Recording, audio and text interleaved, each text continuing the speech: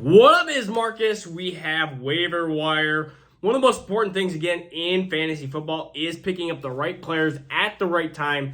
And sometimes some of these players already should be taken, but they're rostered in less than 50%. So we're going to go through some guys that are probably in your league that might be available. But if you're in a deeper league or if you're in a very serious league, maybe even with deeper benches, some of these players might not be available, which is okay. We're going to start off with the quarterback position.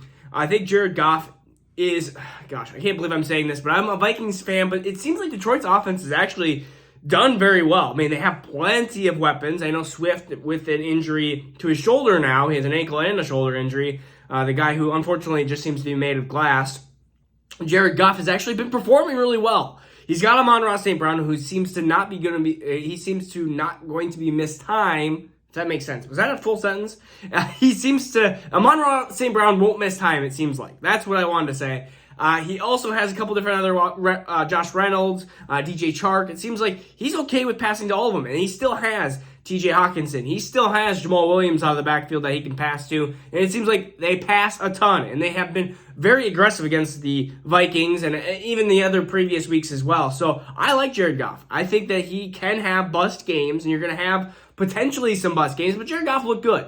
And so another quarterback that we look at, kind of that safety, is Marcus Mariota. Rushing floor. Rush. That's what Marcus Mariota does, and he still has some of these games where you're going to have, he is the ultimate Lamar Jackson 0.5. Whatever Lamar gets, Marcus Mariota is going to get 0.5 of that, 0.75 of that. I mean, right now he's getting 0.5 of that because Lamar's going out for like 45 points. But Mariota's not nearly as good of a passer. Doesn't have, he has Kyle Pitts and Drake London, which I guess Lamar has similar weapons to that. I mean, you could have Mark Andrews and I guess Rashad Bateman. Rashad Bateman's not Drake London. But anyways, I digress. I think Marcus Mariota has the weapons, and he has Cordell Patterson coming out of the backfield as well, which they haven't used him a ton in the receiving game, which has been a little weird. But again, Atlanta's been down in a lot of games, so they've been passing a ton. So Marcus Mariota, I think is a definitely good option. Joe Flacco, again, after Cincinnati, I wouldn't say weird game. I think he'll have a bounce back here as well. 37 years old, still can sling the football. And again, Jets, going to be down a ton, so you're going to get that Blake Bortles-like garbage time. Now for some of the top priority pickups. If you're 0-3, 1-2, these are the players that you're going to be going after because it's going to be running backs. It's Khalil Herbert. 49% owned, 20 for 157 and 2. If you look at the games that he's had without Montgomery, when Montgomery's been hurt, Khalil Herbert has been a low-end RB1.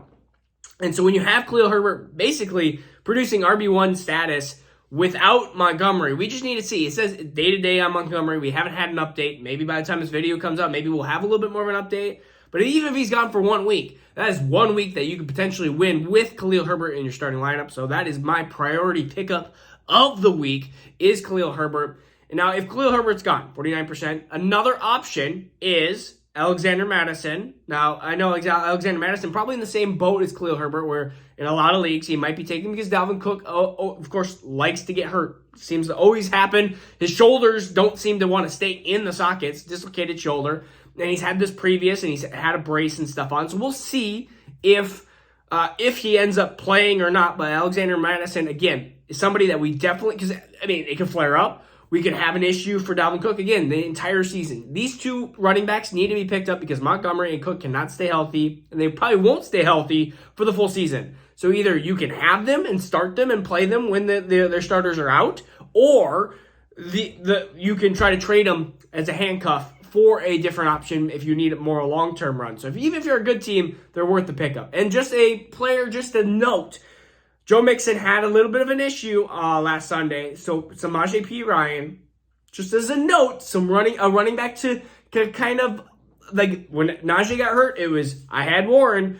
And if you have Mixon, it would be good to pick up P Ryan. Or if you're really not even desperate play, but if you have a roster spot and you're like, hey, I'm not going to start this wide receiver. I'm not going to start Matt Collins, or I'm not going to start Hunter Renfrow or whatever. I'm going to drop him, and I'm going to try to get a little sneaky running back here.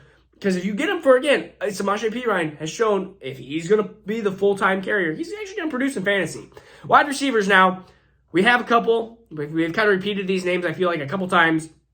But Greg Dortch, 7.7 targets a game. He's behind Ertz. He's behind Marquise Brown. But as long as Rondale Moore is not playing and Hopkins is still on a suspension for a couple more games, he's a good option here, 17% owned. Romeo Dobbs is probably my favorite one just because he's a longer-term play. Sammy Watkins, IR. But I don't even believe in Sammy Watkins when he comes back. So 8 for 73 and a touchdown. We know that one of those two rookie wide receivers are going to produce. And if Christian Watson keeps battling injuries, which it seems like right now that is the case, and he has failed in production when he's played, then it could be the Romeo Dobbs show. It could be the Romeo Dobbs show. 25% owned.